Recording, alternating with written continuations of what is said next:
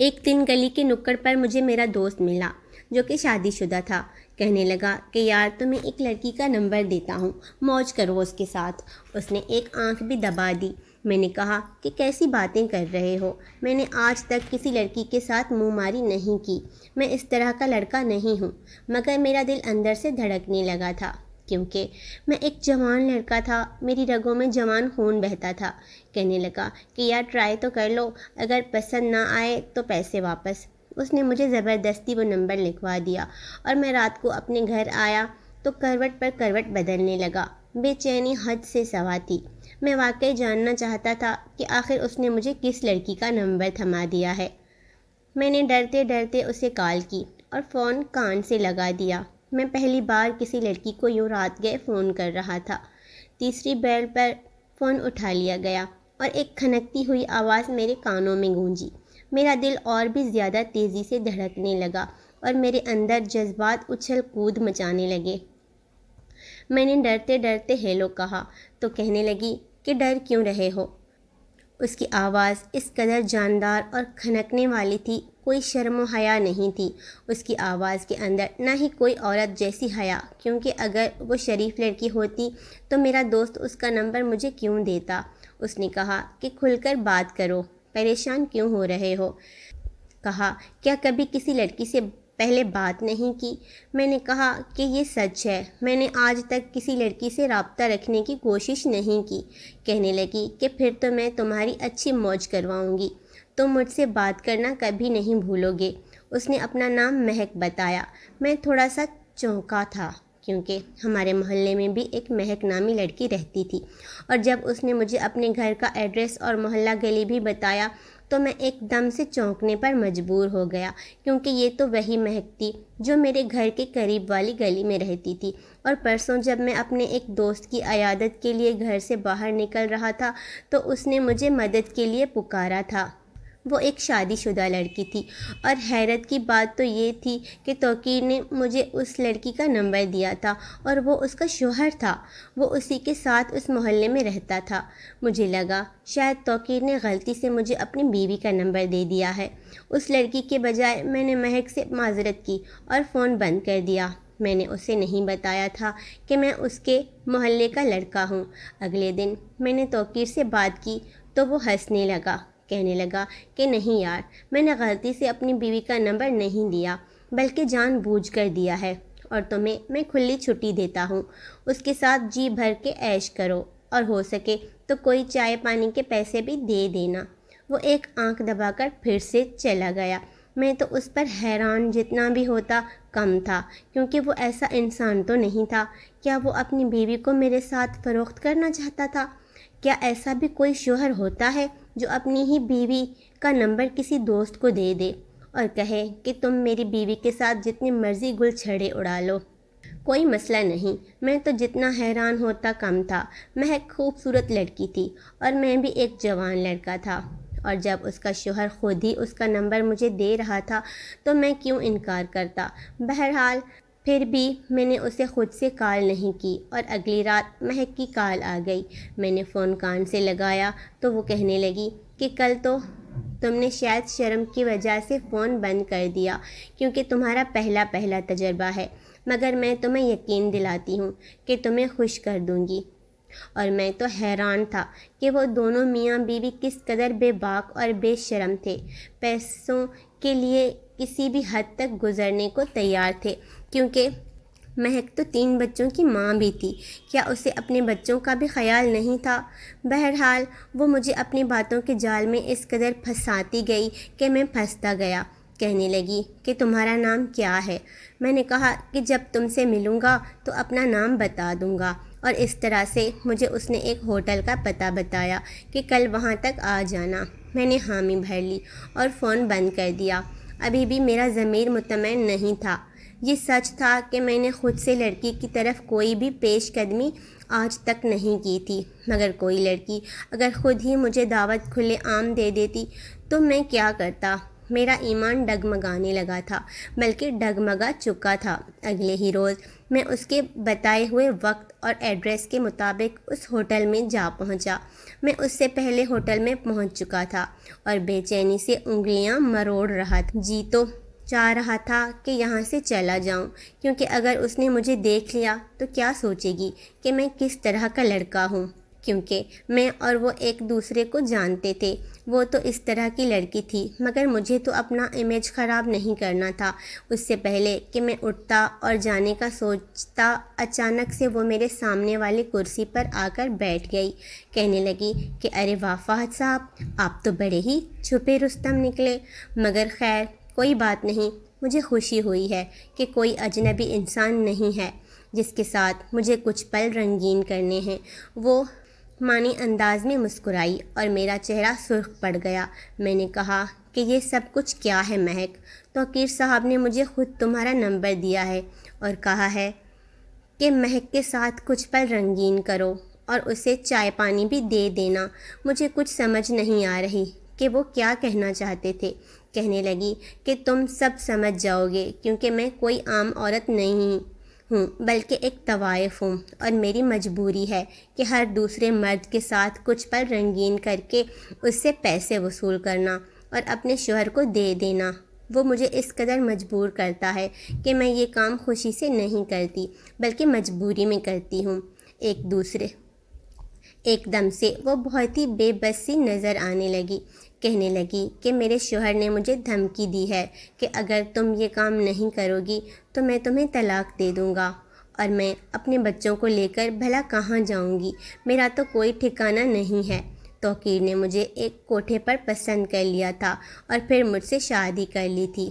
میں تو حیران تھی کہ وہ بھلا مجھ جیسی عورت سے شادی کیوں کرے گا اور مجھے ایک چھت کیوں دے گا، مگر میں دل سے خوش تھی کہ کم از کم اب عزت کی زندگی گزارنے کو تو ملے گی۔ مگر یہ سب میری بھول تھی، کیونکہ توقیر نے جس مقصد کے لیے مجھ سے شادی کی تھی وہ گھر بسانا نہیں تھا، بلکہ وہ اس کا پیٹ بھرنا تھا، اسے پیسے کما کر دینا تھا۔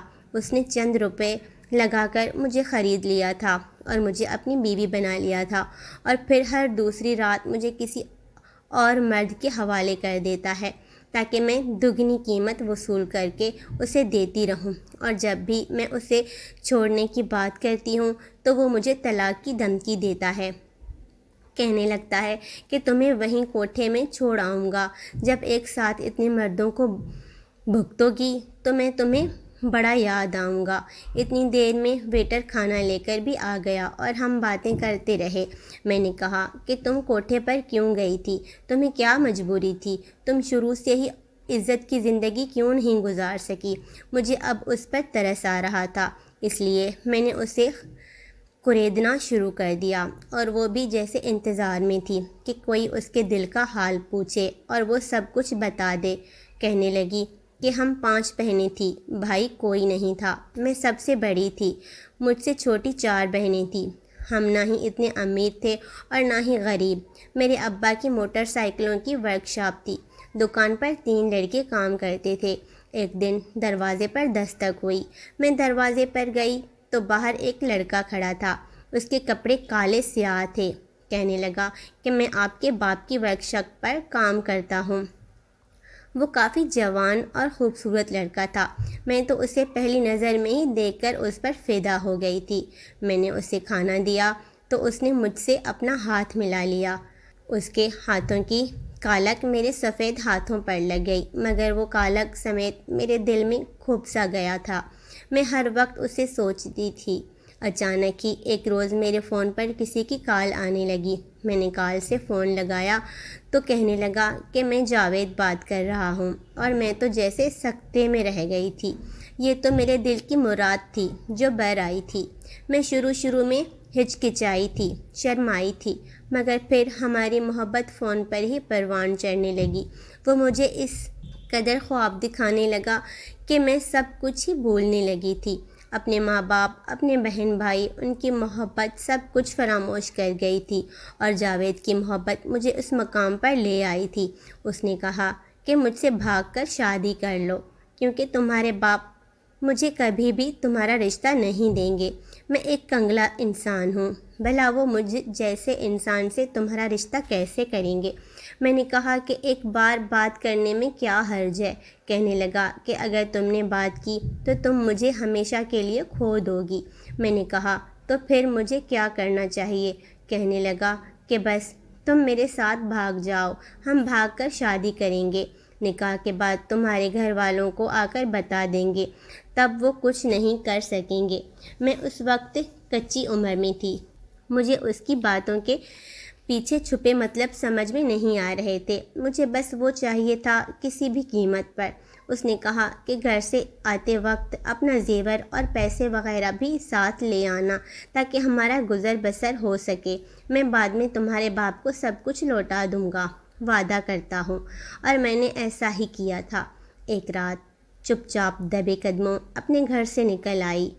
میرے ہاتھ میں کچھ زیور تھے جو میرے ماں نے ہم بہنوں کے لیے سنبھال رکھے تھے تاکہ انہیں بیچ کر ہمارا جہیز بن سکے، اور میں وہ سارا زیور ہی اٹھا کر لائی تھی۔ میں اس وقت اس قدر خود غرض ہو چکی تھی۔ بے شک محبت کا جذبہ انسان کو خود غرض بن کر سوچنے پر مجبور کر دیتا ہے۔ جاوید مجھے بائک پر بٹھا کر لے گیا اور ایک ہوٹل میں چلا گیا۔ میں نے اسے کچھ پیسے دیے جس کی وجہ سے ہم نے ہوٹل روم بک کروا لیا۔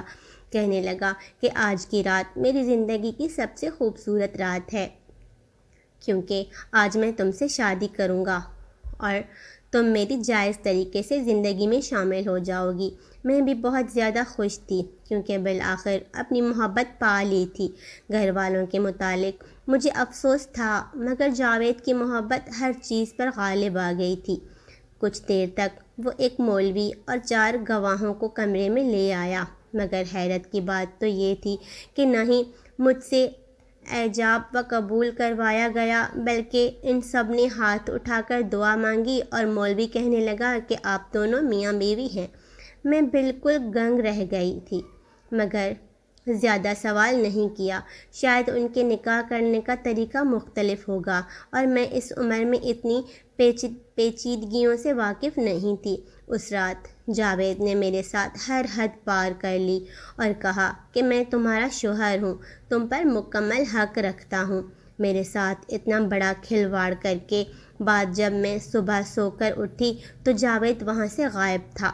میں اسے ارد گرد تلاش کرنے لگی، پریشان ہو گئی۔ ہوٹل مینیجر سے پوچھا تو وہ کہنے لگا کہ وہ لڑکا تو یہاں سے چلا گیا ہے، اور میں ایک دم سے حیران رہ گئی۔ بھلا ایسا کیسے ہو سکتا ہے؟ وہ اپنی بیوی کو چھوڑ کر کیسے جا سکتا ہے؟ میں جلدی سے ہوٹل روم میں آئی اور اپنے زیور اور پیسے دیکھے تو وہاں سے غائب تھے، اور مجھے سب سمجھ آ گیا تھا کہ میں کس قدر دھوکہ کھا چکی تھی۔ تھوڑی ہی دیر کے بعد ایک عورت اور اس کے ساتھ 2-3 مرد آئے۔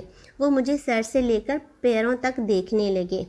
کہنے لگی کہ تیرے شوہر نے ہمیں بھیجا ہے تجھے اپنے ساتھ لے کر آئیں، اور میں جاوید کا نام سن کر بے چین ہو گئی۔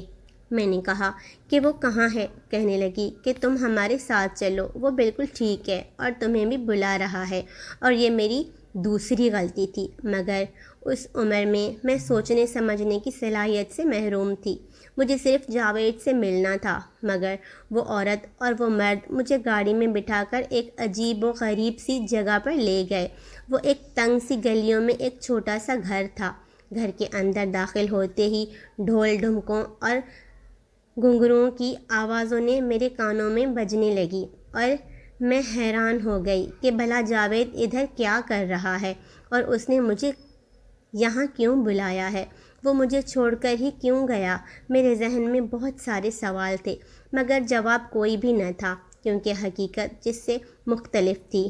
مجھے لا کر ایک کمرے میں بند کر دیا گیا، اور وہ عورت جو شکل سے ہی بہت منحوس سی تھی اور اپنے منہ کے اندر پان چبائے جا رہی تھی، کہنے لگی کہ آج سے تم یہیں رہو گی، تمہارے اس نقلی شوہر نے تمہیں ہمارے حوالے کر دیا ہے اور بھاری قیمت وصول کی ہے۔ اور میں تو جیسے سکتے میں آ گئی تھی، چیخنے چلانے لگی، مدد کے لیے پکارنے لگی، مگر کہنے لگی کہ یہ بات تم نے گھر سے بھاگنے سے پہلے سوچنی تھی، چھوکری، اب کیا پچھتائے ہو جب چڑیا چگ گئی کھیت۔ وہ ایک دم سے قہقہا لگا کر وہاں سے چلی گئی، اور میں بالکل فرش پر بیٹھتی گئی اور یوں میری بربادی کا آغاز ہو چکا تھا۔ وہ عورت کہنے لگی کہ تم نے یہاں سے بھاگنے کی کوشش کی تو یاد رکھنا کہ گھر والے تمہیں کبھی قبول نہیں کریں گے، کیونکہ تمہارا دامن داغدار ہو چکا ہے۔ تمہیں کہیں پناہ نہیں ملے گی، یہاں تمہیں پھر بھی کھانا بھی ملے گا اور چھت بھی ملے گی، مگر تمہیں کام وہی کرنا ہوگا جو میں تمہیں کرنے کو کہوں گی۔ اور میں بالکل حیران پریشان سی اسے دیکھنے لگی، اور اس رات جب اس نے ایک آدمی کو میرے کمرے میں بھیجا جو رات بھر مجھ سے اپنی ہوس مٹاتا رہا، تو مجھے اندازہ ہو گیا کہ مجھے یہاں کس کام کے لیے لایا گیا ہے اور اس کے بدلے اس عورت کو کتنی بھاری رقم ملتی ہے۔ میں دن رات روتی تھی، اپنے ماں باپ کو یاد کرتی تھی، مگر سوائے آنسو اور پچھتاوے میرے پاس کچھ بھی نہیں تھا۔ اب تو روز روز ہی بڑے بڑے تماشبین مجھے دیکھنے آتے، اور جب میں ناچتے گانا گاتی تو سبھی تماشبین اٹھ کر مجھ پر پیسوں کی بارش کر دیتے۔ میری آواز میں بڑا ہی سرور تھا۔ ان میں ایک ایسا بھی تماشبین تھا، وہ بس چپ چاپ اپنی جگہ پر بیٹھا رہتا اور دوسرے تماشبینوں کے جانے سے پہلے وہ چلا جاتا۔ جب وہ اٹھ کر چلا جاتا تو اس کی جگہ جہاں پر وہ بیٹھا ہوتا وہاں 100 کا نوٹ پڑا ہوتا تھا، حالانکہ دوسرے تماشبین کوئی 500 کوئی 1000 کے نوٹ مجھ پر نچھاور کرتے۔ وہ تھا تو ایک نوجوان لڑکا، مگر دیکھنے میں شریف خاندان کا لگتا تھا، مگر وہ یہاں کر کیا رہا تھا اور 100 کا نوٹ یہاں رکھ کر کیوں چلا جاتا تھا؟ میرے ذہن میں بڑے سوال تھے اور میں پریشان بھی رہتی تھی۔ اس بازار حسن میں شام ڈھلتے ہی رونقیں عروج پر ہوتی، یوں جیسے صبح ہو گئی ہو۔ میں نہ چاہتے ہوئے بھی اس لڑکے کے بارے میں سوچنے لگی تھی جو چپ چاپ بغیر مجھ سے اپنا کوئی بھی مطلب پورا کیے مجھے دیکھتا اور چلا جاتا۔ ایک دن مجھے موقع ملا اس سے بات کرنے کا۔ میں نے کہا کہ تم یہاں کیوں آتے ہو اور کیا چاہتے ہو؟ مجھ سے کہنے لگا کہ میں تمہیں پسند کرتا ہوں، تمہیں اپنانا چاہتا ہوں، اور میں اس کے بات سن کر ہنسنے لگی۔ میں نے کہا کہ ہم عورتیں شادی کے لیے نہیں ہوتی، جس کام کے لیے ہوتی ہیں وہ کام پورا کرو اور جاؤ یہاں سے۔ کہنے لگا کہ مجھ سے شادی کر لو، میں تمہیں بہت پیار دوں گا اور تمہیں چاہتا ہوں، میں تمہیں اس گناہ کے دلدل سے نکالنا چاہتا ہوں، تم میرے ساتھ چلو، میرے گھر وہاں جا کر ہم شادی کر لیں گے۔ میرے ماں باپ فوت ہو گئے ہیں، ایک چھوٹی بہن ہے، ایک بڑا بھائی ہے، بہن کی شادی ہو گئی ہے۔ میں خود بھی اب اس گناہوں کے دلدل سے نکلنا چاہتی تھی۔ میں نے کہا ٹھیک ہے، مگر مجھے دھوکہ مت دینا، کیونکہ میں پہلے ہی دھوکہ کھائی ہوئی ہوں۔ میں مزید دکھ نہیں سہنا چاہتی۔ مجھے ایک اور کندھا ملا تھا اپنے درد اور غم ہلکا کرنے کے لیے، اور پھر ایک رات میں چپکے سے اس کے ساتھ بھاگ گئی۔ میں نے ساتھ میں بہت زیادہ پیسے بھی لے لیے تھے اور زیور بھی تھا۔ میں نے بیگ اٹھایا، برقع پہنا تاکہ کوئی مجھے پہچان نہ لے۔ پھر میں مطلوبہ جگہ پہنچ گئی۔ توقیر وہاں پہلے سے موجود تھا۔ ہم دونوں رکشے میں بیٹھ کر ریلوے اسٹیشن آ گئے۔ توقیر نے مجھے تسلی دی کہ گھر جاتے ساتھ ہی میں تم سے نکاح کروں گا۔ مجھے ابھی جیسے تسلی ہو گئی تھی، کیونکہ اس کی آنکھوں سے شرافت چھلکتی تھی، اور بالکل ایسا ہی ہوا تھا۔ گھر آتے ساتھ ہی اس نے مجھ سے نکاح کر لیا تھا اور مجھے اپنی بیوی بنا لیا تھا۔ میں تو جس قدر بھی خوش ہوتی کم تھا۔ بالآخر مجھے میرے سپنوں کا راجکمار مل گیا تھا جو مجھ سے سچی محبت کرتا تھا اور میرے کردار کے باوجود بھی مجھے عزت کے ساتھ اپنے گھر میں جگہ دی۔ مگر آہستہ آہستہ مجھ پر کھلنے لگا کہ وہ میرا شوہر تو ہے مگر میری عزت نہیں کرتا۔ اس نے آہستہ آہستہ میرے سارے پیسے ہتھیا لیے۔ کہنے لگا کہ مجھے کاروبار کرنا ہے، مجھے پیسوں کی بڑی ضرورت ہے۔ وہ اس قدر مجھ سے اپنی ناداری کا رونا روتا تھا، میں خود ہی اسے پیسے پکڑا دیتی تھی تاکہ وہ کوئی کاروبار کر سکے، مگر اس نے میرے سارے پیسے بھی خرچ کر لیے اور کاروبار بھی نہ کر سکا۔ وہ تو میرے پیسوں پر پلنے والا ایک ناکارہ آدمی تھا، اسے کسی کام کا کوئی ڈھنگ نہیں تھا۔ مگر میں اسے چھوڑ نہیں سکتی تھی، کیونکہ میں 2 بچوں کی ماں بھی بن چکی تھی۔ ایک روز جب ہمارے پاس سارے پیسے ختم ہوئے تو اس کا ایک دوست ہماری بیٹھک میں آیا۔ توقیر نے مجھے بلایا کہ میرے دوست کو چائے پیش کرو۔ میں نے اسے چائے پیش کی۔ توقیر وہاں سے چلا گیا۔ کہنے لگا، میں کھانے کا بندوبست کرتا ہوں، تم میرے دوست کے ساتھ بیٹھو، اور میں وہیں بیٹھ گئی۔ اس کے بعد اس کا دوست مجھ سے عجیب طرح کی حرکتیں کرنے لگا، اور میں نے اسے منع کیا تو کہنے لگا کہ تمہارے شوہر نے اس کام کی بھاری رقم وصول کی ہے، اور میں تو حیرت زدہ ہو گئی تھی۔ میرا شوہر اس حد تک گر جائے گا میں نے کبھی سوچا نہ تھا۔ جب میرا شوہر گھر آیا تو میں نے اس سے شکوہ کیا، مگر اس نے کہا کہ تم ایک طوائف ہو، اور تمہیں کیا لگتا ہے کہ میں نے تم سے شادی کیوں کی ہے؟ اب زیادہ شریف بننے کا ڈرامہ مت کرو، اور جو کہتا ہوں وہ کرتی جاؤ۔ کیا تم نے اپنے بچوں کا پیٹ نہیں بھرنا؟ کیا گھر کا چولہا نہیں جلانا؟ اور میں جب اپنے بچوں کو بھوکا سوتا دیکھتی تو یہ سب کچھ کرنے پر مجبور ہو جاتی تھی۔ یہ کہتے ساتھ وہ زاروں قطار رونے لگی۔ میں نے اسے تسلی دی، کچھ پیسے تھمائے اور اسے رخصت کر دیا۔ وہ گھر چلی گئی۔ کچھ دنوں کے بعد توقیر کا انتقال ہو گیا، اور وہ بالکل اکیلی رہ گئی۔ مجھے اس پر بڑا ترس آتا تھا۔ اکثر ہی وہ مجھ سے مل لیتی تھی اور اپنا حال بیان کر دیتی تھی، اور میں اسے پیسے بھی دیتا تھا۔ اب اس کے گھر میں آئے دن ہی کوئی نہ کوئی مرد گھسا رہتا تھا۔ میں جانتا تھا کہ وہ اپنے بچوں کو پالنے کے لیے اس راستے کو نہیں چھوڑ سکتی۔ محلے والے بھی اس کے متعلق 100 طرح کی باتیں کرتے تھے، اور جلد از جلد اسے وہاں سے نکالنا چاہتے تھے، اور میں واقعی اس کی مدد نہیں کر سکتا تھا اس معاملے میں، کیونکہ پورا محلہ ہی اس کے خلاف ہو چکا تھا، اور نہ جانے کیسے کیسے باتیں کرتا تھا۔ ایک دن وہ بنا بتائے اپنے بچوں کے ساتھ وہاں سے چلی گئی تھی۔ میں گلی سے گزرا تو اس کے گھر کے باہر بڑا سارا تالا لگا ہوا تھا، اور میرے دل کو جیسے کچھ ہوا تھا۔ وہ کس قدر پیاری لڑکی تھی، اور اپنی یہ غلطی کی سزا اسے شاید کب تک بھگتنی پڑتی تھی، کیونکہ جو لڑکیاں اپنے ماں باپ کا گھر چھوڑ جاتی ہیں کسی لڑکے کی محبت کی خاطر، انہیں ذلت اور رسوائی کے علاوہ کچھ نہیں ملتا۔ وہ ایک دلدل میں دھنستی ہیں اور اس سے نکلتی ہیں تو دوسری دلدل ان کے انتظار میں کھڑی ہوتی ہے۔ شاید اس نے تو اپنے گناہوں سے معافی مانگ لی تھی، مگر یہ دنیا کہاں معاف کرتی ہے۔ یہاں تو پل پل اپنے گناہوں کی سزا بھگتنی پڑتی ہے۔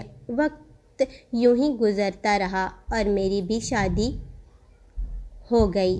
میں اپنی زندگی میں کافی خوش تھا، کیونکہ مہرین ایک اچھی اور سلجھی ہوئی لڑکی تھی۔ اس نے اپنے ماں باپ کی خواہش سے مجھ سے شادی کی تھی۔ آج ہماری شادی کو 5 برس ہو چکے تھے۔ ایک دن میں اپنی گاڑی میں کہیں جا رہا تھا کہ راستے میں مجھے ایک عورت میری گاڑی سے ٹکرائی۔ میں جلدی سے گاڑی سے نکلا اور اس کی طرف بڑھا۔ میں نے اسے تھاما اور کہا کہ آپ ٹھیک تو ہیں نا؟ اس نے چہرے پر نقاب کر رکھا تھا۔ جب اس نے چہرے سے پردہ ہٹایا تو اسے دیکھ کر میں سکتے میں رہ گیا، کیونکہ وہ کوئی اور نہیں بلکہ مہک تھی۔ وہ کس قدر بدل چکی تھی۔ بڑی ساری چادر میں اپنا وجود چھپائے میری طرف مسکرا کر دیکھنے لگی۔ کہنے لگی کہ فہد صاحب کیسے ہیں؟ وہ خوشگوار لہجے میں مجھ سے ملی تھی، اور میں بھی بہت خوش تھا اسے دیکھ کر۔ میں نے کہا، کیسی ہو مہک؟ تم کہاں چلی گئی تھی؟ کہنے لگی کہ بس فہد صاحب، میں تو اس محلے سے ذلیل ہو کر نکلی تھی، مگر اللہ عزت دینے والا ہوتا ہے، وہ انسان کی غلطیاں معاف کرنے پر قادر ہے۔ میں اپنے بچوں کو لے کر در در بھٹک رہی تھی کہ ایک دن ایک سیاہ گاڑی میرے سامنے رکی۔ اس میں سے 60 سال کا ایک مرد برآمد ہوا۔ مجھے دیکھ کر کہنے لگا، میرے ساتھ چلو۔ جب میں اس کے گھر گئی تو وہ تو کوئی محل تھا۔ میں حیران ہوئی تو کہنے لگا کہ میں کب سے تمہیں اس سڑک پر بیٹھا دیکھتا ہوں، تم بھیک بھی نہیں مانگتی، شاید خوددار ہو، اس لیے مجھے تم پسند آ گئی۔ میری بیوی مر چکی ہے، اور میں بالکل تنہا زندگی گزار رہا ہوں۔ میرا کوئی اپنا نہیں ہے۔ تم چاہو تو تم مجھ سے شادی کر سکتی ہو، ہم دونوں کو ہی سہارے کی ضرورت ہے۔ اور میں نے ان سے شادی کر لی، مگر پہلے اپنی ساری سچائی بتا دی۔ کہنے لگا کہ انسان برے نہیں ہوتے، بلکہ ان سے کچھ کام برے ہو جاتے ہیں جو ان کی زندگی اور شخصیت کو برا بنا دیتے ہیں۔ اگر تم اس راستے پر دوبارہ نہیں جاؤ گی تو مجھے تمہارے ماضی سے کوئی مسئلہ نہیں، اور آج میں ان کے ساتھ خوش ہوں۔ مہک کی بات سن کر مجھے خدا کی مدد پر یقین آ گیا کہ کیسے وہ اپنے گناہ گار بندوں کو بھی اکیلا نہیں چھوڑتا جب وہ توبہ کر لیں۔